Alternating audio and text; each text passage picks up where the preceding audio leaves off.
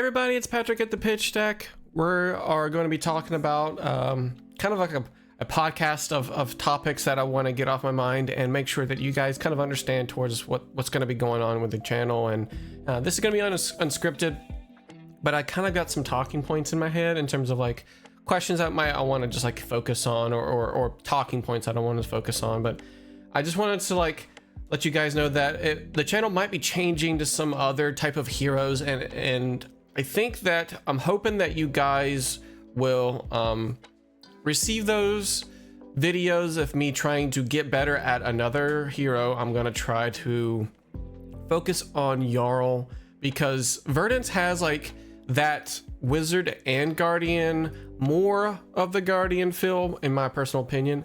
So I want to go towards ice disruption type of slow play, and Verdance has that a little bit with the guardian feel, but I was wanting to kind of like steer that maybe towards the channel, as well as how the wizard heroes are feeling for Rosetta. What is the future look for the heroes that we're going to be playing type of thing. I will probably put out some already recorded Kano or Verdance gameplay. I will probably come back to Aelio. There's things that I could be bouncing around. Let me know down in the comments below what you guys think would be actually a pretty good fit. It's just going to be dependent on me, but what you guys would want my channel to help evolve into. So I'm going to be jumbling my words a little bit. I do better with script, but I'm not so bad off the top of my head here. So let's start out with how the Rosetta meta is shaping up for wizards just in general. I had sent a Twitter post on my channel, or my Twitter profile, I guess you should say, and it was mostly about how I felt that wizards kind of got gypped a little bit. I don't know if they held back a little bit too much when it came to the wizards in general because of Kano. When it comes to Kano, he kind of holds back on those wizards to be the cards in general. Pretty much every single card, I know there's not all the cards, but pretty much all of the good ones are surge effects because amp is being brought in, right? There's no type of automatic wizard on hits sort of because that's the only one we have is Ether Arc, but it didn't come into this set. But it's an older card, and if we had that towards some of these effects, then that would just be crazy, because technically we can kind of sort of dominate our attacks with Wildfire when it comes to Kano. That makes the most use out of it. But when it comes to all these zaps, it really didn't feel that great when we were going to have all of the generic support be ruined by that. The only thing that really stands out to me for generic support later on that can be applied to other heroes is destructive ether tide, but it also kind of hinders because you're gonna need a hero that is a wizard who can actually pump that to get the effect. Otherwise it's just a regular zap, it's just a blue block 3 type of thing. So it is not future proofing other wizards down the line. That's how bad I felt that Rosetta kind of did for wizards. In my Twitter post, I said it was like a slap across the face because of how they were treated.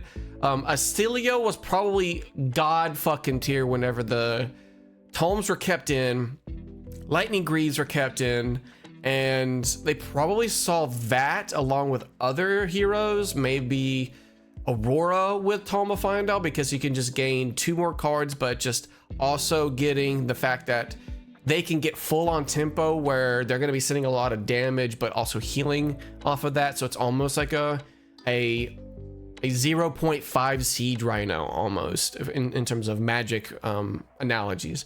But when it comes to those tome bannings, they probably toned down Aelio a little bit. Now when it comes to Verdance, Verdance has the problem of being a little bit too fair, as well as some of her hands just does not do anything. There was some things that I was testing for this ProQuest, and one of those cards was Rowdy Locals. I did not get all 4 of my copies or 3 copies, they gave me 4. Because the person who sold it to me messed up and they only sent me 1 copy just before the ProQuest, because that's just they fucked up, and they gave me like 4 other copies to compensate with some other cards because they messed up on accident. But that was actually one of the cards that, like, if I had gained tempo and almost time walked my opponent, they just send like 1 attack with their weapon, and then we just take it, because that to me is a time walk. Our hand sometimes doesn't effectively do very much. Like, we may just be gaining a little bit of life and sending like a blue Autumn's Touch, because that's just how our hands shape up. So I might play around with a little bit more Verdance. She is slightly boring in that aspect. Yes, the combo can be a cool thing, but now it's to the point where the combo is not even a real thing. Beaker, are you chewing on something? He was making a noise like he was biting something. He might have been biting his paw. But when it comes to the combo for Verdance, I think it was one of those things that it has to be for a certain matchup for it to apply. And actually, it is cool, but maybe Kano's a bit more on that side. So if you wanted to do combo, it's kind of like Icelander, where you don't always have to do the Ice Eternal Frost Hex combo. It was only kind of just like for like an Olden Fatigue back in the day, and we don't really have that until like maybe Jarl comes back. So if Jarl comes back, she's going to gain a lot more increase in power. I think that's actually a pretty good opinion on.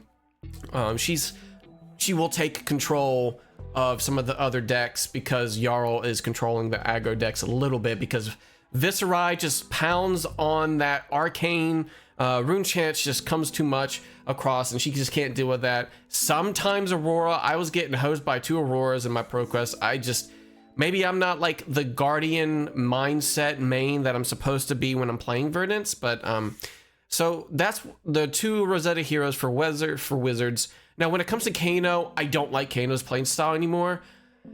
You can go back to the tempo style. You can put in red flares. You can put in your you can probably put in your snapbacks. You can put in some other 0 for red, like a red zap, like overflow, maybe.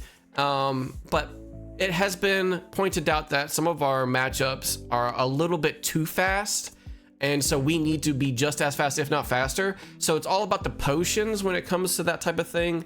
I just don't like it. Even whenever heavy hitters joined into Part the Mistveil, we got Kindle, and then Kindle completely changed the way that Kano played. And I actually had a Kindle video that had like 5 to 6 pages deep of scripted stuff that I was going to go over, and to actually go in depth, I may toss it back out there for you guys. It's already finished, but I was about to record it, and the bannings of the tomes changed it, because I did include that as a reason of one of the things that kind of makes it feel a little bit different, because of the tomes are in there, because it is messing up some of the play lines. But whenever the tomes came in, I didn't actually go through the video, and it was actually a little bit too late. I may still do it. I don't know yet. I'll probably can like update it. If you guys want me to do that, let me know as well. It was really in depth, and actually I liked it a lot. I just didn't do it fast enough and actually break it down fast enough for before the bannings. But whenever it comes to Kano, the all-in combo is not my favorite style. Whenever we're back in heavy hitters meta, that was peak fucking Kano. So to play peak fucking Kano, I'm gonna have to go to Living Legends format, where all of the tomes are still available. It's just not necessarily just the tomes, but the play style that you can add towards pitch stacking, because it's not necessarily saying that pitch stacking is dead, but it just helps out so much with the buffer cards that you're missing 6 buffer cards, and as well as the D reacts and things like that. So for CC, Kano is not my forte right now, so we'll see how it goes. Aelio was fun, but I was defeated by how many losses and how hard he was to build. I was just getting depressed on so many games, just back to back losses. It was so hard to figure him out. His block value went down.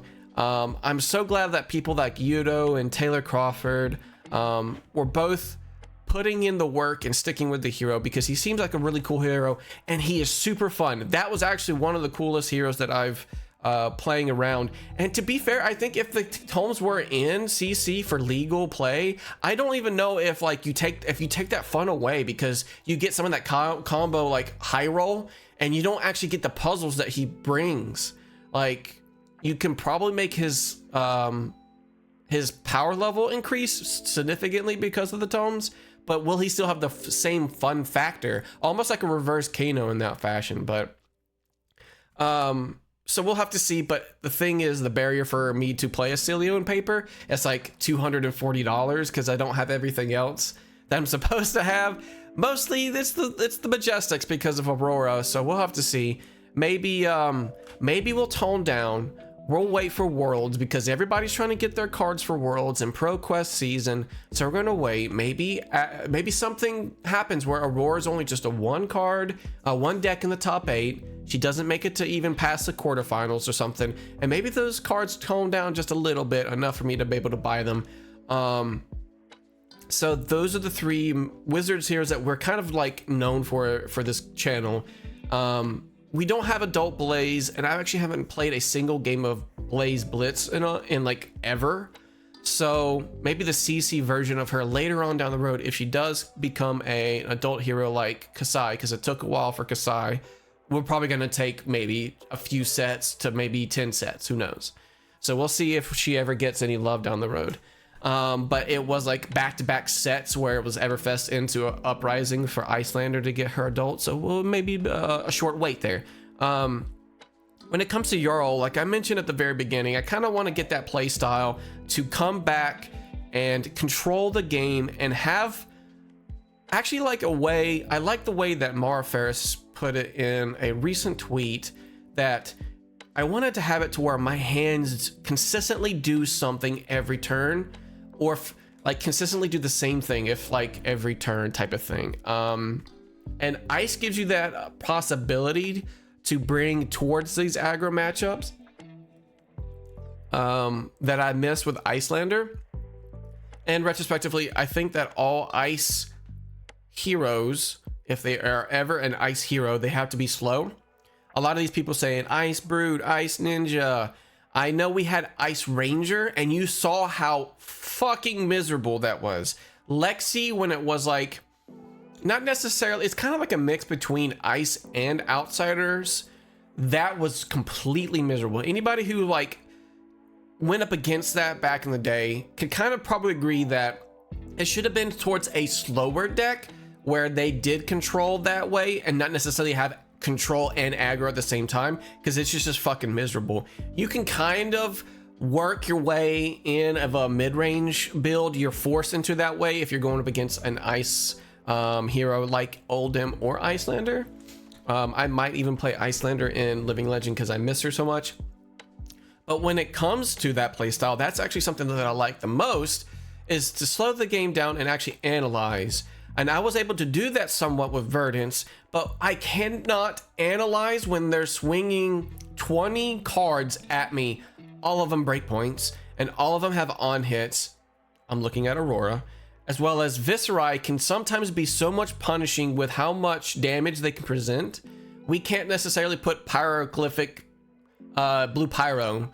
I can't remember the full name of it. Basically, it's a 2-cost aura for a wizard that basically nullifies all of the rune chant damage. If you were to take 1 arcane damage, you would just nullify it and prevent that.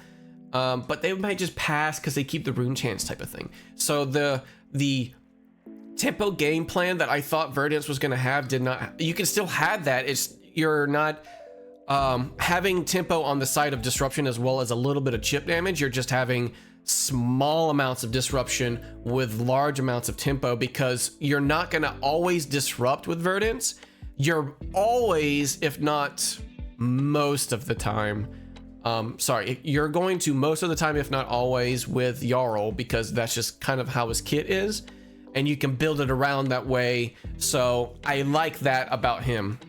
When it comes to the meta itself, I think if we're going to go down the Rosetta meta in general, it seems like it's fair, not necessarily fair, but like it's broad enough to where not one class is polarizing like Zen. So we had to tone down Zen a lot. He seems like he's really fun. I actually did play Zen post banning all the way up till now, and his like lines, like the normal Tiger Zen like they wanted to build, is actually pretty fun. Like a lot of the different lines open up to where you can combo off. Like you have to make sure you get a Tiger here, so that way your next combo card couple times, like a couple chain links down, actually gets affected, and you're transcending to make sure that you get your tail end card for your chain link ender.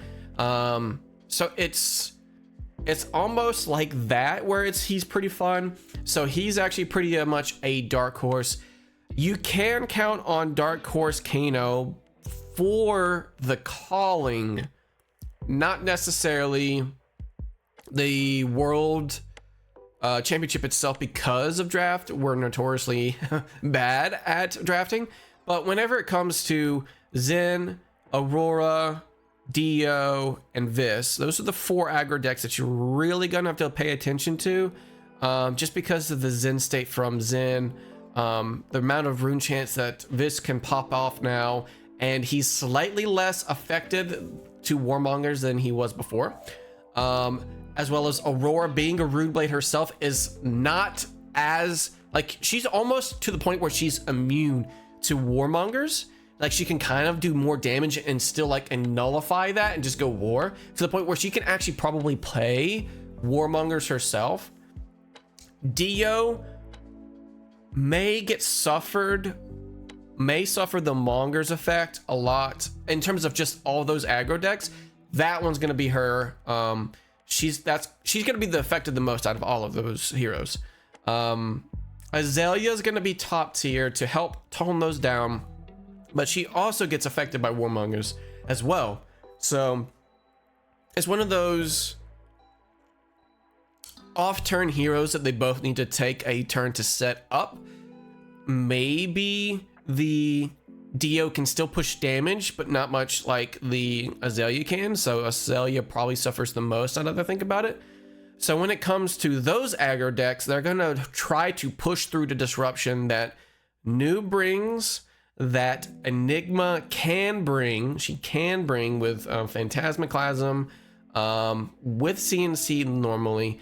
She can play Warmongers, and they have to go through the damage that they have to have extra because of Count Your Blessings. It is the best Count Your Blessings build, now that we kind of figured that out. Verdance is not the best, even though it kind of life gain, you can kind of help that out with combo turn, but I still think that now people are kind of lowering just a little bit on the Count Your Blessings for her, if not all the way completely off. So when it comes to those Rosetta meta, I think it's still a little degenerate. If you get my full opinion on this, people are not playing Fab, and this is coming from a Kano main, because Kanos are still out there. They can kind of be a dark horse and have to force themselves to play the Floodgate version of Kano and an all-in combo and just snake people for fucking 70. And the reason why I'm saying that people aren't playing the game, aren't playing Fab like normal Fab, is I think people will see Dio popping off with fucking double max V in one turn with 2 high octanes, 2 processors, and 2 cores on the field. And then you're gonna have Aurora come with so much breakpoints it's gonna melt your mind. She's very consistent, but sometimes has a little bit of Runeblade hands. So a lot of people aren't playing Fab in that sense, because you have to also deal with the board state that Enigma has, and that's only towards the Illusions class. Nobody else has that, so she's not playing Fab either in terms of the grand scheme of things. When it comes to but the meta as a whole, I think there's innovation to be had. We did recently see that there was I want to say this was post banning but pre-Rosetta. I can't be too sure. It was the Bolton on the top, like battle hardened. I think that was after the bannings, but it was pre-Rosetta if I'm not mistaken. But Bolton can kind of sneak in there with some other things that he can push through for the natural poppers towards Enigma. Prism can be toned down a little bit, but she still has legs, I think, in terms of illusionists. So when it comes after Worlds, we'll have to see what Worlds has brought us, because we're gonna have 2 new heroes that will be Ira, that's gonna be right after Worlds, or right as Worlds concedes, and then you're gonna have the event. Then you're gonna have Jarl shake up things, so she's gonna be probably the best mid-range deck out there, and then you're gonna have the best control deck, which I'm gonna switch towards. And we're gonna see a lot of people gravitate and say, we're tired of all of these aggros not having a limit on what they need to do or what they can do.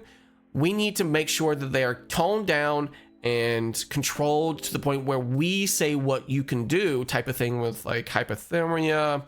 Hypo would be great for anything that has an unconditional go again. You have blizzards. It can help out, but it's not going to stop too much, so you have to make sure you time it right. Channel Lake Frigids are just going to wreck everybody. Imagine having to go with a God in the Flash turn under Channel Lake Frigid whenever you pop your Lightning Greaves, but you would have to see the Channel Lake Frigid first, type of thing. So it remains to be seen just how powerful after Worlds and before Worlds. That would be really interesting to see. So it's a little bit rocky for this channel. It's been about 21 minutes, so we're gonna wrap this up. So it's a little rocky for the future of this channel. We'll probably still poke around with some wizards. Please don't feel like you have to stay because of the wizards, or you have to leave because I'm not playing wizards. So don't stay for either one, or like don't stay or do not stay type of thing. I'm gonna be trying to diversify my thinking when it comes to Flesh and Blood heroes, and it's really nice to be able to play other heroes so you can think better in terms of, if I'm gonna play Jarl, I'm gonna be able to learn how to block better, which will correlate if I want to go back to Verdant. Then I can take those blocking values that I've learned and lessons that I've learned and apply it towards her. Or if I want to go towards Ira, maybe the blocking value there that I learned from Jarl, or vice versa that I've learned from Ira, because she can just be like dagger attack, or maybe a go again plus attack. So like there's a lot of different things that she can break down because she's got E-strikes. So it comes down to, can I evolve as a Flesh and Blood player, and will you stay for that evolution type of thing? That's the biggest thing I want to kind of like stress towards this channel, is I will probably do some more wizards, but do not be afraid of seeing non-wizard stuff. And hopefully that you guys can support me through that and push me to be better at those things if you are not a wizard player and you see me participating in other things that would not be wizard related. So anything help wise, because I did put up an Aelio video. She's very, very fun, and it did not receive very well in the views department. It was like Aelio versus Betsy, but it might not be the best Aelio matchup to kind of like see me shine with. It could have been better if I was like Aelio versus New or something, I don't know. But thanks for listening. Let me know y'all's thoughts about the entire video and other questions that I've requested that you guys comment about in the comments section below. But thanks for watching. I hope you guys see you guys next time.